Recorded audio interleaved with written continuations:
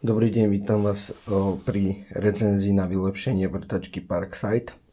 Parkside 12 V, máme jej po verzii B2 a E4. Ako vylepšiť na vrtačku za pár korún, ktorá je v hodnote cez 200 eur. A veľmi to pomôže v dielni, pretože klasicky dodávaný adaptér musíte neustále upínať. Týmto spôsobom prehadzovať, keď idete na magnet, ktorý je tu, tak sa vám napríklad pri vrtaní to neustále vyťahuje, alebo aj keď je bit, také čo robujete, vám to ostane. Tým pádom je ten magnet takmer nepoužiteľný.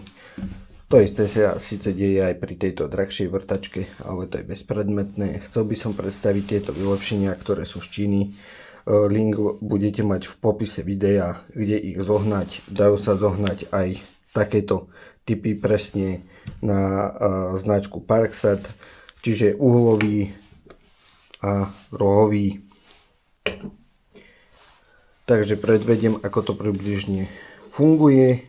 Je to jednoduchý systém, ktorý je podobný centrotiku od Festulu. Dokážete si tam pohodlne upnúť bit. Bit pevne drží, nevyťahuje sa vám ani pri vrtaní, ani pri podobných veciach. Zase ho vyložíte, tým pádom môžete mať viacej nachystaných, napríklad na predvrtanie a na doťahovanie skrutky. Je to vyskúšané na verziu B2 a E4. Žiadať, ak sa vám toto vylepšenie ľúbilo a chcete ďalšie videá ohľadom Parkside a iných značiek z tejto dielne, tak prosím lajkujte, zanechajte odkaz pod videom, či sa vám to páčilo alebo nie, zdieľajte video, budem rád za podporu tohto kanála. Ďakujem pekne, dovidenia.